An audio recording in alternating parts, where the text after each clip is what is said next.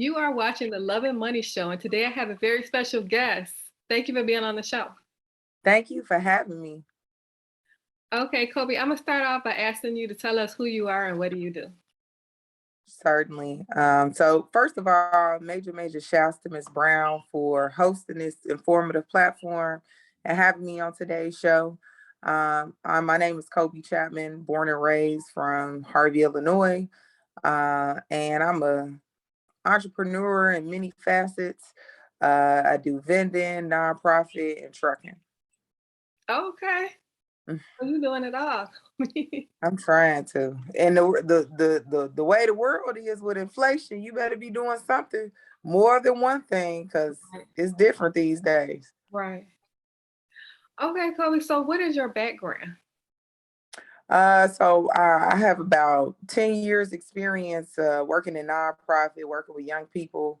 So by day I work as a school counselor in an options network on behalf of CPS. And off to the side of that, I do trucking on the weekends, box trucking.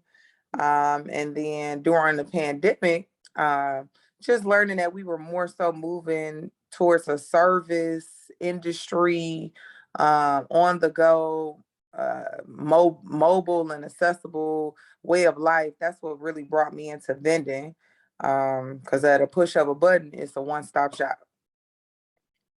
Okay, Colby.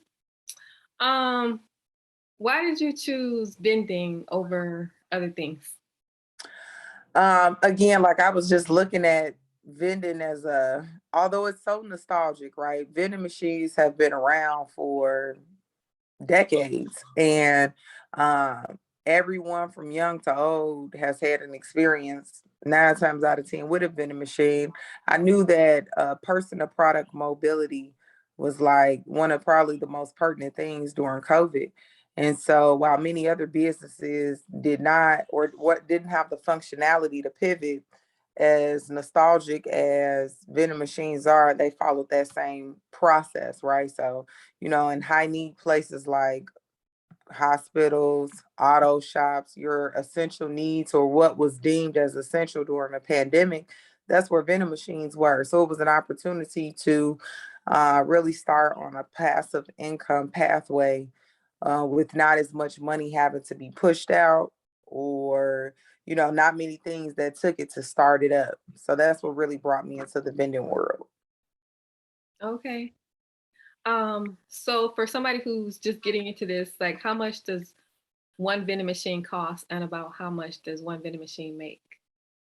Sure. So, I mean, even before hopping into purchasing the vending machine, you definitely want to start you a LLC, a limited liability company, thinking that, the things that people will consume 9 times out of 10 from your vending machine are food products. You want to make certain that, the, um, that if something were to occur, if somebody ate something, that could have either been spoiled, past an expiration date, any of those things, you want to make sure you have your LLC in place so you will have limited liability on you personally. That would be on the business. And then in addition to that, just kind of some basics, starting you a something as basic as a Gmail account. You may not have purchased the domain necessarily that is the name of your business, but from an organizational standpoint, having a Gmail that reflects what the name of your business is good so that you can house all, documents, so on and so forth. And then you want to also get an EIN number, employment identification number, as a part of your administrative process and starting the business up. Now, from that point, here in the state of Illinois, a LLC is about $153. So keeping that in mind, your EIN is free. And then you have to sign up with the Illinois Department of Revenue because you have to pay a percentage of sales tax based on the profit earned monthly. And so in total, I mean, the only thing that you're really starting things off with is that LLC at $153. Now, a vending machine costs, I would totally advise not to even purchase a vending machine until you have a location because you don't want to have purchased one and then it's just sitting, Okay. not making any money. So that's the next thing. You want to scout out positions. You can cold call or walk into a business directly that is probably in need of a vending machine, i.e., a warehouse. Those are always good. Places that have a 24-hour turnover, those are great places to search and find for a vending machine. Not unless like during the business days, like a school. Uh, you're hoping to service at least 20 people a day. And so with the thought that making $100 per week, $20, at least per day over a 5-day work week in a 24-hour place, that's important. I mean, not in a 24-hour place, in a place that has basic operating business hours like a 9 to 5. Um, so it could run you anywhere. A good vending machine, I would totally advise going with a refurbished vending machine. Maybe on the high side, those are like $2,000. A good brand to go with is Sega, SEAGA, because a lot of times those are combo machines, so you're getting a bigger bang for your buck because you have both snacks and beverages. So with the cost of that, let's say that on a high it was about 1,500 plus your LLC, you're looking at it right around 1,600, 1,650 to be on the safe side. You also have to get products to go in the vending machine. Now, for me, I do product vending. I consider myself like a retail store on wheels. So if you come to my vending machine, you're going to be able to get everything from a snack, a bottled beverage to earpods, or like you know what I'm trying to say, the headphones. Mhm. You're gonna get that in there, deodorant, lotion. So you could get very creative in your choices around vending, which also, that assists you financially, because what you could sell maybe some basic headphones for at $5. And if you got maybe 8 rows, that's a potential row of $40, being earned off a $5 sale versus that taking that same row and just having all chips.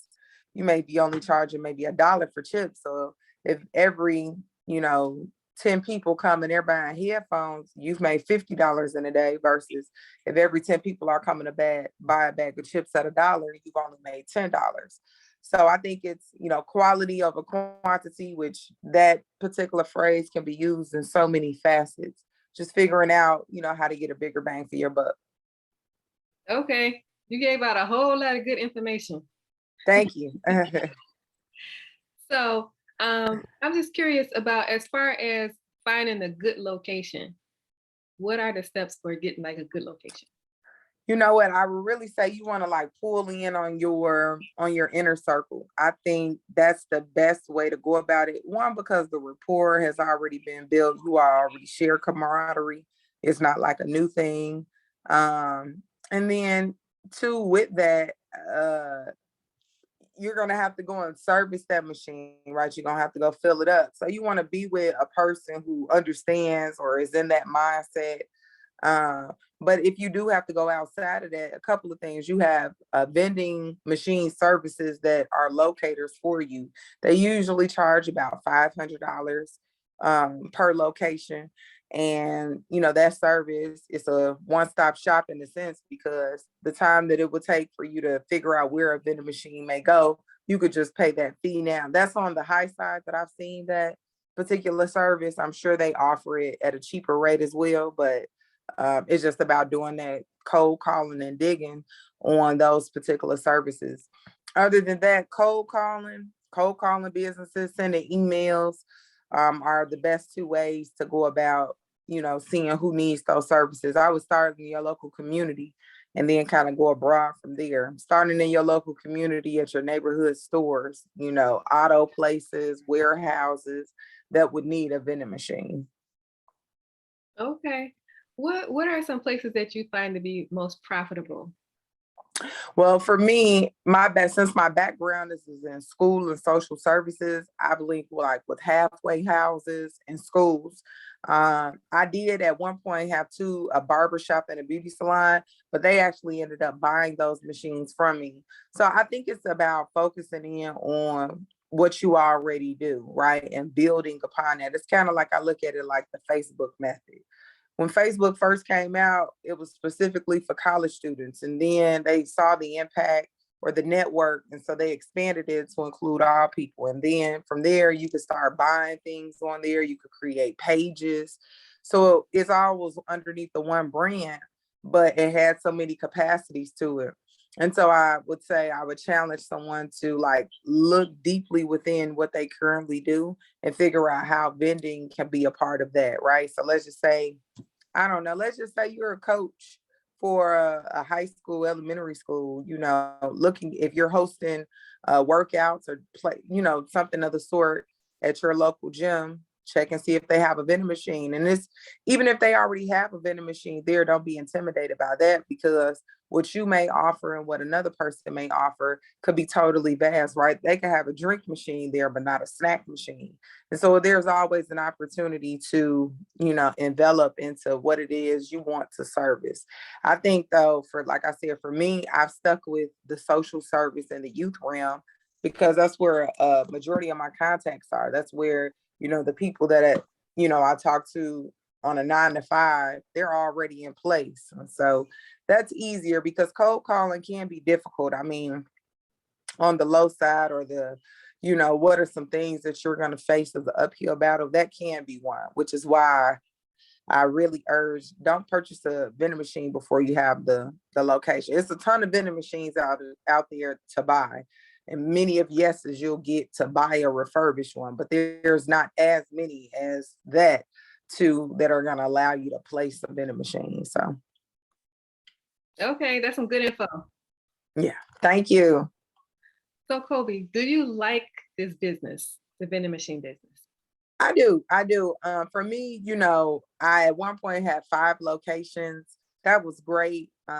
Because this is again passive income. I'm not looking to go and do something that requires so much of my time since I already have a main job.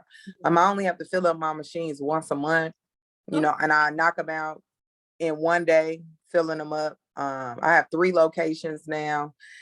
And then too, if I could just urge you, I started off doing bubblegum machines, something very simple. And it was more so for me to get my feet wet and see like, is this thing gonna pop? Right. And after I made $100 off selling gumballs, which probably took almost 2 months. So you figured, across 30 days, maybe I was making $2 across those 30-day increments. So slow money, but slow money is still money. And change still converts into dollars. So, I mean, it was just a good start for me in my vending journey. And even if for you, like for anyone who will watch this, I think that's a great way to go in. It's a low investment, maybe a bubblegum machine is about $150. So in that 2 months, I had made what I put in back in. And it doesn't require any electricity or anything like that. Cause I think sometimes people are like, well, I'm going to have to give this large commission to whomever, I play to whomever's business I place the vending machine in.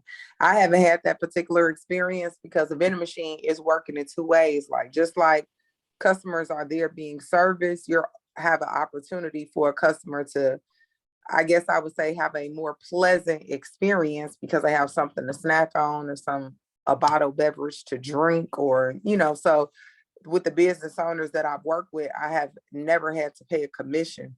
But in a larger organization that may have like 50 to 100 employees, they may ask for a commission. I would advise don't do anything more than 10%. So on every $100, you're paying $10. Okay.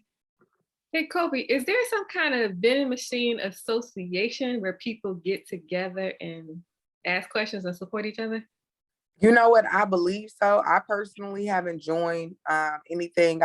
Only thing I really have joined is Facebook groups. Okay. So I'm in that league, in the Facebook league. But I'm more than certain that there are, different trade shows and, different corporate affiliations for joining like a vending machine type of network. But Okay. I would say, on the side of not having to pay any fees or anything, Facebook has been a great one-stop shop or a tool and a resource to just learn about vending, as well as Instagram and just hashtagging the word vending. Okay. So you're mainly just getting in there and figuring it out. Yeah, I mean, and thus far I've been doing it now for I would say about a year and 3 months. Okay. It's been a good pace. I think for me, my niche is definitely schools and social service realms. Um, and yeah, it's been a really great ride thus far. Okay. Sounds good. Well, Colby, so this is a love and money show, so I'm going to transition over to love. So, Okay. are you single or married? I am single. Um, Tell us one thing you learned about love and relationships as it pertains to money that could help somebody else. Um, I think it's important for you to proactively provoke your passion on whatever it is that that makes you feel good. Um, I would say that if I related it back to vending, right? Um, I did this to earn some passive income, but it's also something that is dependent upon which way in the world is moving, right? So I'm not stuck to it, but I'm passionate about it at this point. So I would say that in love, right, you want to kind of have the same philosophy. Don't be stuck to something that, if it's not working anymore, don't be stuck to it. You got to let it go. Okay, that's a good lesson. Yeah, you got to do what's best for you. I think that's just important. And you got to love you. You can't expect anyone to know or have an understanding on your love or passion for something without knowing your own purpose, being purposeful, purpose driven. I think those things are all important before you can really receive someone else's love or even know or identify what love is. Okay. Kobe, what is your favorite book? I've been reading Decoded by Jay-Z. That's one of my favorites at this point. That's what I've been reading kind of off and on. So I it's haven't really good. I haven't heard it. Yes. What Yeah, it's really good. is he talking about? Huh? What is he talking about in that book? He tells really his life story and Okay. just kind of his uphill battles, his highs, his lows, his celebratory moments, and just what he did to get where he is. He decodes the code, if you will. Okay. I'm gonna have to Yeah. check that out. Yeah. It's awesome. So, Kobe, where can people go to reach you if they want to learn more about vending machine business or even the trucking business? You can follow me on Instagram at Sense of Change, CENTSOFCACHANGE, Sense of Change. And all my pages are there for Rise Up Trucking, for creatively customized vending, and just a little bit of everything that I do. It's right there on that page. So please, by all means, I'll drop gems here and there via social media, but I offer trucking business bundles and vending business bundles because, like I mentioned earlier, I think it's important you take one concept and you break it down in a multitude of things. So I'm teaching people for a small fee how to get in the game. We do your administrative process on both trucking and vending, and just really kind of give you the step by step on how to do it and how to go about it. Okay. Sounds good. Thank you for being on the show, Kobe. Thank you so much, Ms. Brown. Y'all tune in. She's awesome, informative platform. And thank you so much for reaching out to us. We're very excited to be on today's show. Good to have you. All right.